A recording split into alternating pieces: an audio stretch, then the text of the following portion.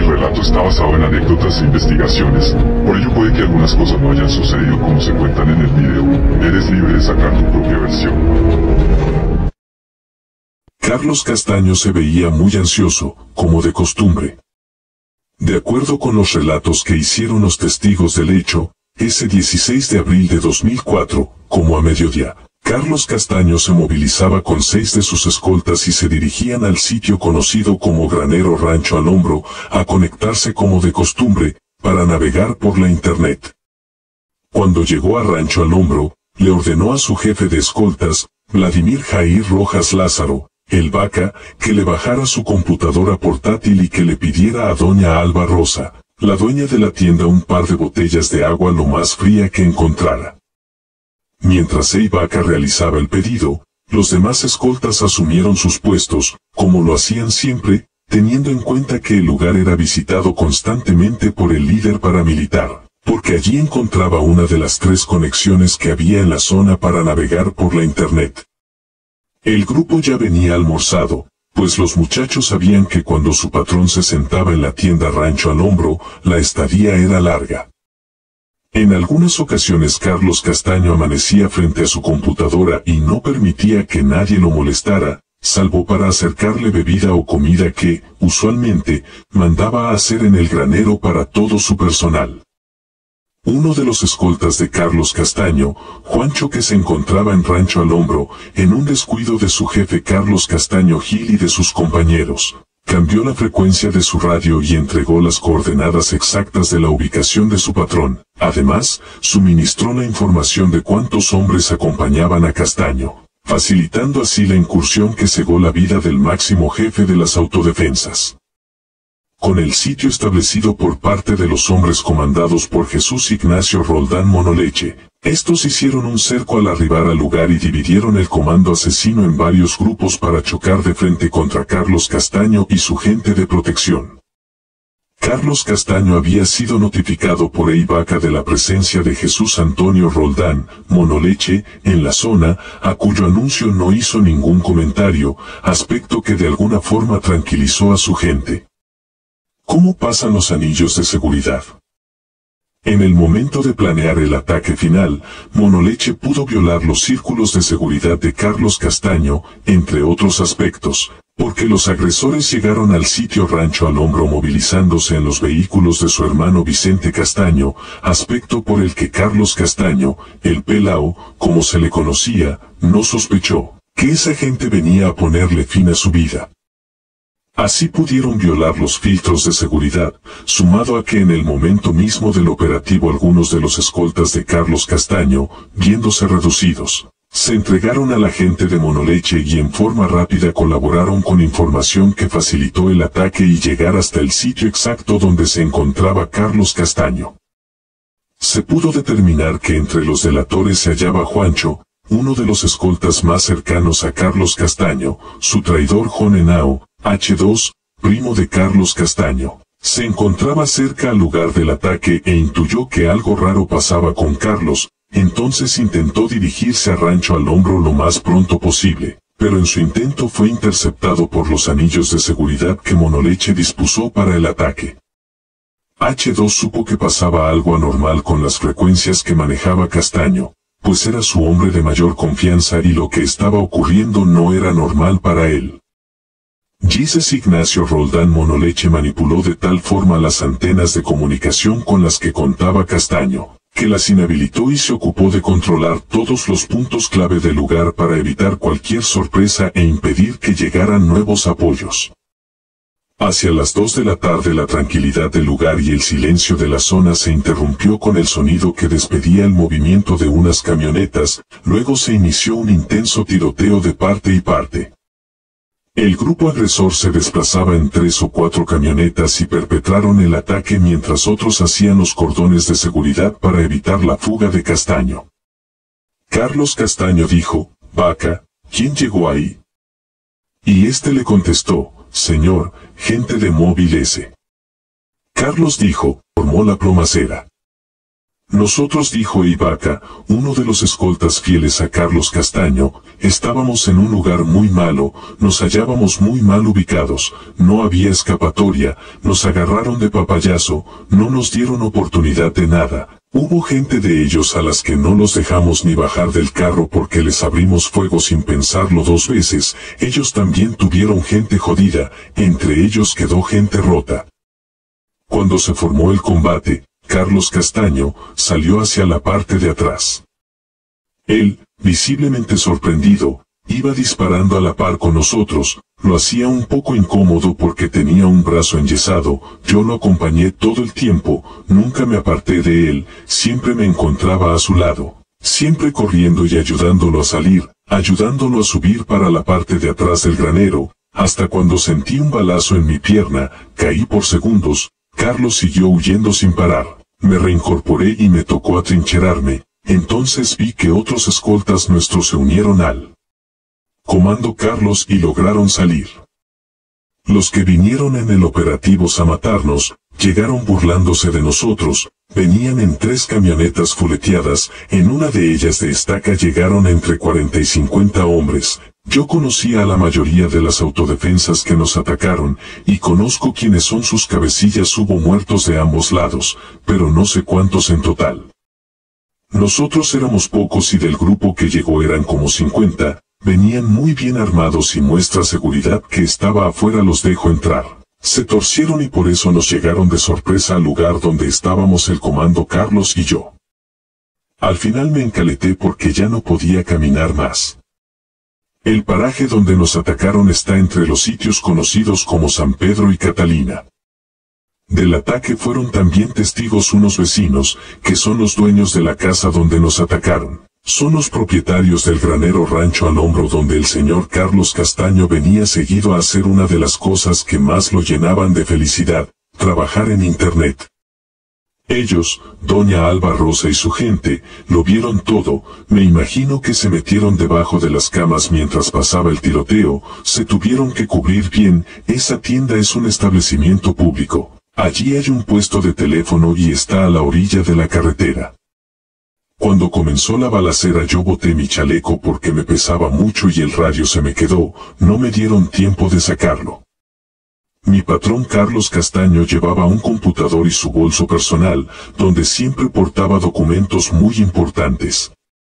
Yo creo que nos agredieron porque al señor Carlos Castaño no le gustaban los que habían ingresado a las autodefensas. El patrón había sostenido en Santa Fe Ralito su última reunión el 17 de marzo de 2004, con el comisionado de paz, Luis Carlos Restrepo. Luego los jefes de las autodefensas lo invitaron a otras reuniones y él no aceptó. Él se había retirado de la mesa de negociaciones, mas no del proceso, eso era lo que me decía, yo la verdad poco entiendo de eso, pero él lo decía cada rato.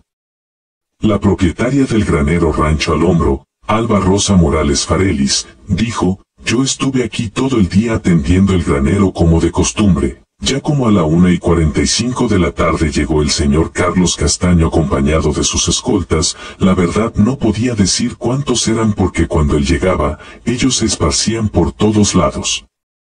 Carlos Castaño llegó en una camioneta marca Hilux, color verde, doble cabina y llegó con él también, otra camioneta blanca de estaca donde venían unos escoltas. El señor Castaño estaba vestido de civil, con camisa blanca y llana azul, lucía un yeso en uno de sus brazos, yo no le vi armas de la camioneta Hilux. Se bajaron 3 hombres más después de Carlos Castaño, pero no sé quiénes serían porque no los conozco, solo sé que eran sus escoltas porque siempre los veía con él. Él llegó y saludó como siempre muy atento y serio y se sentó donde nosotros estábamos. Luego fue acomodando su computador portátil y se conectó a Internet. Uno de los escoltas le había traído el computador portátil, se sentó solo y se dedicó a leer en el más absoluto silencio sus documentos. Para nosotros era normal verlo así, pues a él le fascinaba trabajar con Internet. Podía pasar horas comiendo galerías, revisando su correo y mirando documentos. Los muchachos que estaban por ahí tomaban agua y también parecía que gozaban esos instantes como su patrón. De un momento a otro, yo estaba despachando una bolsa de agua y unas pastas de ibuprofeno a uno de sus escoltas. Cuando yo fui a sacar el agua, oí una ráfaga de disparos, que hizo un estruendo horrible. Eso se oía muy duro. Yo toda asustada inmediatamente pensé en salir de la tienda para meterme y esconderme en el cuarto justo al lado donde estaba la mesa del señor Carlos Castaño. Entonces vi que él ya no estaba ahí. Rápidamente me tiré al piso para cubrirme de la balacera al lado del enfriador. Y no supe si fue del golpe o de los nervios que me desmayé y perdí el sentido. Los hombres a su arribo intimidaron a los escoltas, doblegaron a Richard y a otros 2 patrulleros más, a quienes torturaron para sacarles información sobre los sede de propiedad de Carlos Castaño. Indagaron por el dinero y luego los ejecutaron. En el ataque inicial no murió ninguno de ellos. Richard y sus compañeros trataron de combatir para permitir la huida de Carlos Castaño, quien alcanzó a alejarse del lugar junto con uno de sus escoltas, el Tigre, quien a la postre, aparecería vivo 9 días después y narró lo sucedido en Rancho al Hombro.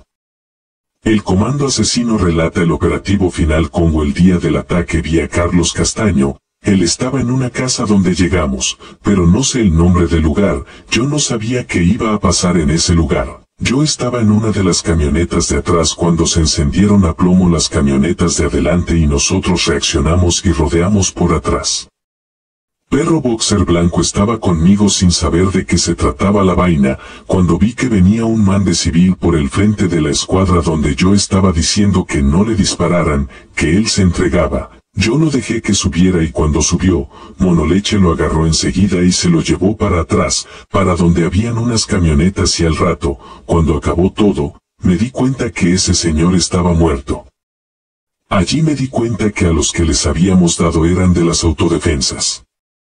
Yo supe que era Carlos Castaño el muerto porque lo había visto en el libro Mi Confesión y cuando Monoleche lo cogió, yo estaba a unos metros de distancia y Monoleche le dijo, no. Yo estoy cumpliendo una orden. Yo no vi cuando lo mató, pero a ese man lo mató Monoleche porque Chilapo, quien era mi comandante en el operativo, nos dijo que Monoleche lo había matado.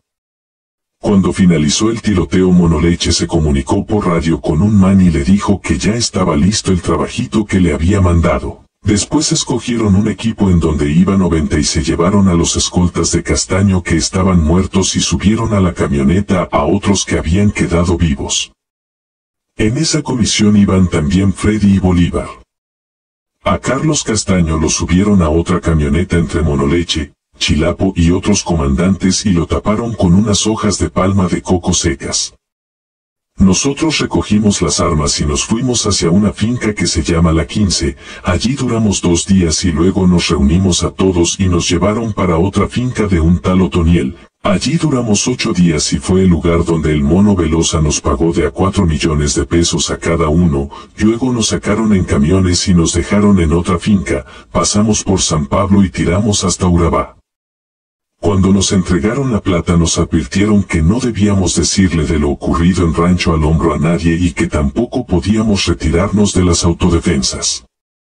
Yo vi 2 muertos y 2 heridos, uno en una pierna y otro en la mano y como 3 más que no tenían ninguna herida, luego me dijeron que los habían matado. Eso me lo contó Bolívar y supe que los habían enterrado por el lado de la ECA y que a los 5 días los habían venido a buscar para enterrarlos en otra parte. Yo no me considero culpable, primero porque yo no sabía a qué iba y segundo, porque allá uno no se podía negar a ninguna orden, de lo contrario lo pelaban a uno, era hombre muerto quien desobedeciera órdenes. Crispeto el viejo Freddy era el que iba manejando una de las camionetas del ataque en contra de Carlos Castaño. Cuando llegamos a Rancho al Hombro yo iba detrás en la última camioneta, de pronto unos manes nos prendieron a nosotros a plomo desde un filito, yo me tiré a la orilla de la carretera con Machín. Él me dijo allá va un man y no lo alcancé a ver entonces por calentar el fierro hice unos disparos al aire, en ese momento nos llamó por radio Chilapo y nos dijo que nos subiéramos para un filito más alto, más arriba de donde estábamos nosotros ubicados. El tiroteo en Rancho al Hombro duró como 20 minutos, luego nos bajaron a nosotros para la carretera y 90 nos mandó a subir los muertos que habían allí a una camioneta, eran como 4. Allí dijo, Freddy y usted, súbanse en la camioneta, nos hablaba a Perro Boxer Negro, a Bolívar, a John, a 90 y a mí.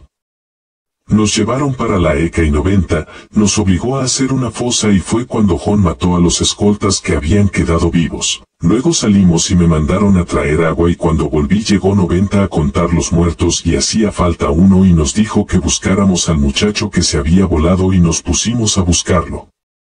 Luego 90 nos dijo que teníamos que encontrarlo y lo buscamos y no lo encontramos, entonces enterramos a los otros muchachos y a los 8 días, a mi persona y 4 más, nos mandaron a sacar los muertos. Los sacamos, los montamos en una camioneta y se movieron para la parte alta de atrás de la escuela, la ECA, allá nos tocó abrir otro hueco y nuevamente enterrar a esos manes.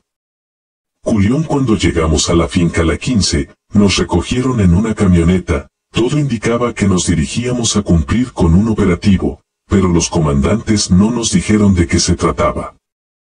Cuando llegamos a la carretera que conduce a Arboletes yo miré hacia un filo y allí habían unos patrulleros paracos, entonces yo saludé a uno de ellos que estaba arriba, cuando bajamos por ese filito. Llegamos a la orilla de la carretera donde había una casita y en esa casa una tienda, y antes de llegar nosotros al sitio se formó la plomacera. Nosotros les dimos candela con todo, allí dizque iban a coger a Carlos Castaño, pero yo no lo vi, de eso me enteré en pleno zafarrancho, antes no. De esa batalla salieron 3 muertos y 2 capturados y no supe qué pasó con la gente detenida ya que a nosotros nos subieron a una camioneta y nos llevaron para el Tomate, allí Monoleche hizo una reunión, pero no sé de qué se trató porque a nosotros los patrulleros nos echaron para un lado. La reunión se hizo con la gente que iba vestida de civil. Del Tomate nos fuimos para un pueblecito y allá cogimos a un man que era el caletero de Carlos Castaño y lo trajimos para una finca de Carlos, y después lo llevamos para Loma Linda, de ahí a nosotros nos echaron para una finca y no supe qué pasó con él. Al caletero se lo trajo Monoleche con otros muchachos que yo no distinguía. Al mando del operativo estaban Monoleche, Darío, que era el encargado de nosotros, y otros mandos que eran de otros grupos que llegaron para cumplir con la misión. Cuando terminó la plomacera yo escuché que habían matado a Carlos Castaño, eso me dijeron, pero no me consta porque yo no lo vi. Monoleche iba como con 10 hombres más aparte de nuestro grupo de 20.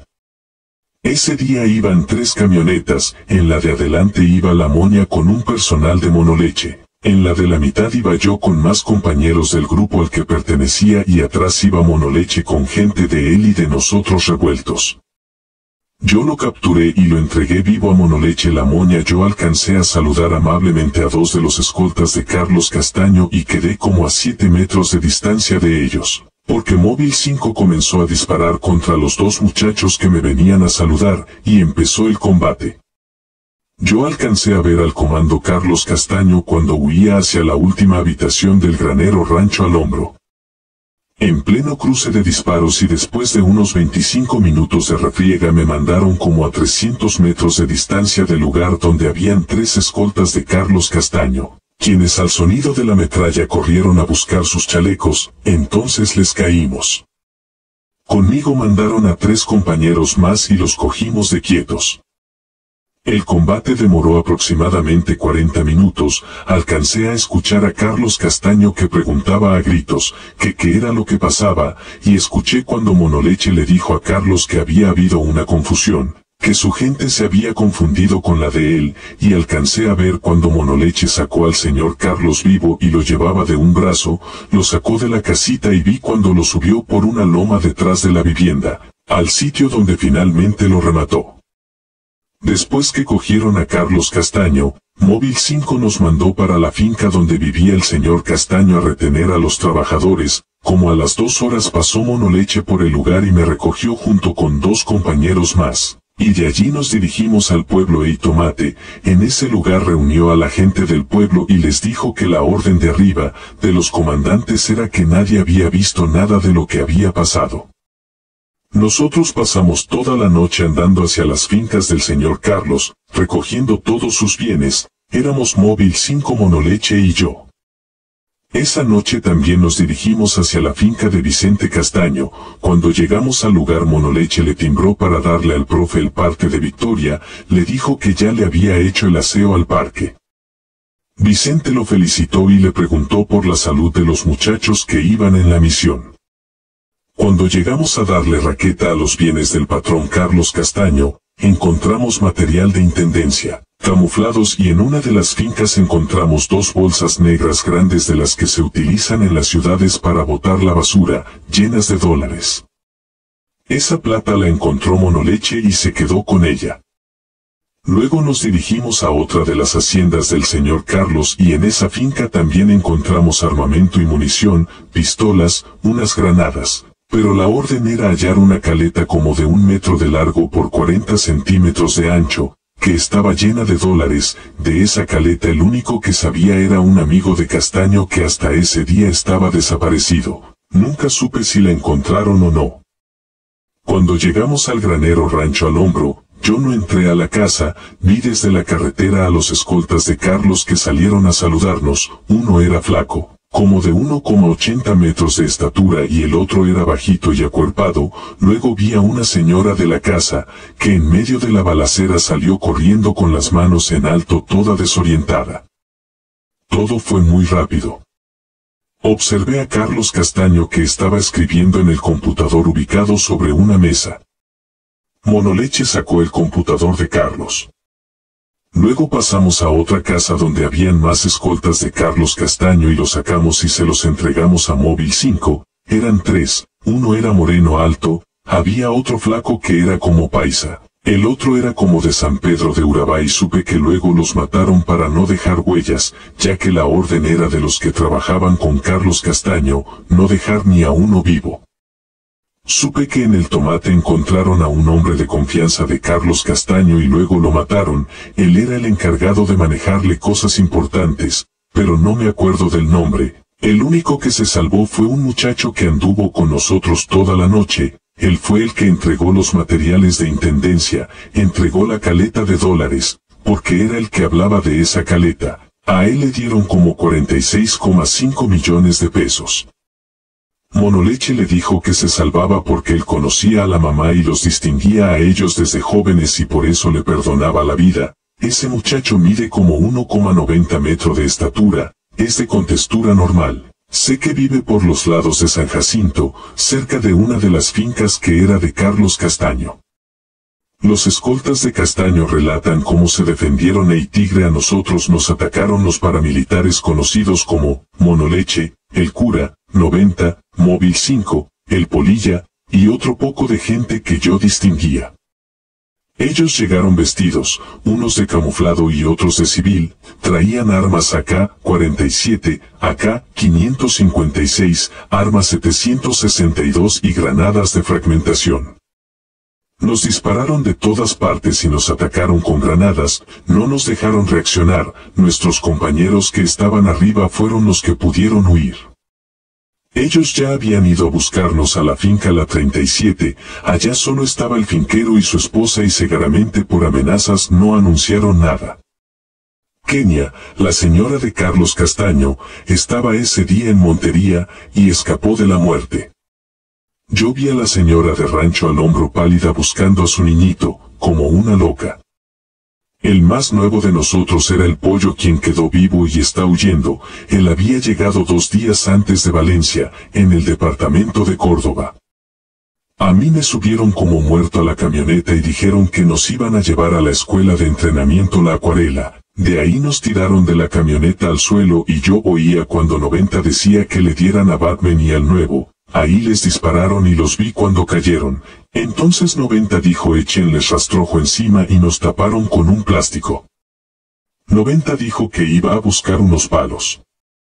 Polilla le disparó a Batman con una AK-47, yo entonces al ver que podía salir decidí quitarme el plástico de encima, logré salirme del plástico y corrí hasta alcanzar el monte. Ya cuando me pude encaletar, paré, y me volteé y vi que habían 3 en la camioneta. No supe quiénes eran y comencé a correr por el monte. En mi desespero no sentía dolor, parecía como si estuviera dopado, no sentía nada, solo pensaba en salvar mi vida. Corrí y corrí, No supe cuánto tiempo duré corriendo, solo. Pensaba en alejarme lo más rápido posible de la muerte, esa muerte a la que por primera vez le veía el rostro tan cerca. Yo no sabía a qué olía la muerte, esa loca con la que tanto hemos jugado nosotros los paracos. Tampoco sabía cómo era cuando uno estaba en el equipo perdedor. Eso no se lo deseo a nadie, no se lo deseo ni al peor enemigo. Eso es muy feo. Vaca, yo quedé inmovilizado, ya no podía caminar, el tiroteo continuaba, algunos chamizos quedaron quebrados por el impacto de las balas, entonces me quedé enfrentando el corte, me enfrenté con 90, me di duro con él, y 90 nos lanzaba granadas, nos caían granadas de varias partes hasta que como por obra de Dios logré escapar y encaletarme en un lugar seguro, pero muy cerca del tropel. Cuando huía escuché a un combatiente decir, se me escapó Castaño. Se me escapó Castaño. Otro gritaba, allá va uno corriendo. Yo vi cuando agarraron a un compañero que quedó jodido con 2 tiros, le llegaron cerca, le quitaron el fusil y le descargaron una ráfaga, lo eliminaron. Pasarían por ahí unos 5 minutos cuando volví a escuchar voces que pedían el poliéster para amarrar a alguien. Ellos se llevaron a varios de nuestros compañeros vivos, iban callados, asustados, pálidos, parecían cadáveres, miraban para los lados como buscando una ayuda, recurso que ellos mismos sabían que de ningún lado llegaría. Uno de ellos se tocaba la cabeza y se pasaba las manos frotándose la cara como si quisiera despertar de una pesadilla para comprender que lo que estaba viviendo era una mentira. Pude observar a unos heridos y a otros 3 compañeros míos muertos que los montaron a una camioneta y los taparon con un plástico para que la gente no los viera porque tenían que pasar por el pueblo El Tomate. Los llevaron en una camioneta 4-5 de estaca. A otros se los llevaron en una camioneta blanca también de estaca. Querían desaparecernos a todos para no dejar ningún rastro de modo que nadie se enterara de nada. Yo no sentía miedo en ese momento. Solo me concentraba en salvar mi vida. Alcancé a pensar en que ese momento de tener la muerte respirando fuerte en mis oídos, era el mismo momento que tuvieron que pasar otros con nosotros mismos. Pero no sentía miedo. Los paracos nos volvemos como sin sentimientos. El monte y la guerra no da tiempo para el miedo, porque la muerte camina al lado, tan cerca y tan encima de uno, que parece ser parte de nuestra dotación militar. Te nos ibas torciendo Carlitos con la DEA, Monoleche en la huida Carlos Castaño, ya con la munición de su pistola agotada, completamente acorralado y desconcertado por lo que estaba sucediendo, se encontró con el primer anillo de seguridad de sus victimarios. Castaño se detuvo, respiró profundo y miró con su acostumbrada arrogancia e intentó con voz de mando que los hombres que tenía enfrente le obedecieran, como siempre había sido. Segundos después uno de los cabecillas del ataque, Giovanni, lo tomó de su cuello aprovechando su estado de indefensión, pues 2 hombres le apuntaban con sus armas a menos de 2 metros de distancia. Giovanni lo capturó y acabó con la corta escaramuza de fuga que intentó su antiguo jefe Máximo. Luego de someterlo a las buenas lo redujo y lo obligó a caminar hasta donde se encontraba su patrón Monoleche, a quien se lo entregó con cara de satisfacción. Allí mismo lo ultimaron después de un cruce de palabras con quien había sido su escolta más fiel, Móvil 5, a la postre el hombre que más conocía y que mayor número de años había pasado al lado del jefe de las autodefensas, aquel que le conocía como ninguno sus secretos, sus acciones de guerra, de su vida personal, de sus vínculos afectivos. Móvil 5, el único lugarteniente que le sobrevivía porque la mayoría de sus antiguos hombres todos estaban bajo tierra, excepto Monoleche y 90. Yo soy el jefe máximo de las autodefensas en Colombia, quien mandó a hacer esto, exclamaba una y otra vez Carlos Castaño. A mí no me pueden hacer esto ustedes, decía Castaño. Entonces Monoleche le comunicó con toda autoridad, esta es una orden. Yo solo cumplo órdenes. Y le exclamó con un tono más suave, pero sin quitarle la mirada de sus ojos, te nos ibas torciendo Carlitos. Te nos ibas torciendo Carlitos con la DEA. Castaño a su turno respondió con voz timorata y sin el talante que usualmente le acompañó, eso no es cierto. Para nada. Monoleche volvió a repetirle, yo solo cumplo órdenes y el profe, Vicente Castaño Gil, fue el que dio la orden. Y sin dejarlo exclamar ni una palabra más le disparó en toda la frente y luego le descargó toda la provisión a quemarropa. Ese día no vestía de camuflado, lucía un blue jean con camisa blanca, atuendo que terminó totalmente teñido de rojo como consecuencia del ataque en contra de su vida. Gracias por llegar al final del relato. No olvides suscribirte al canal y compartir el video. Hasta la próxima.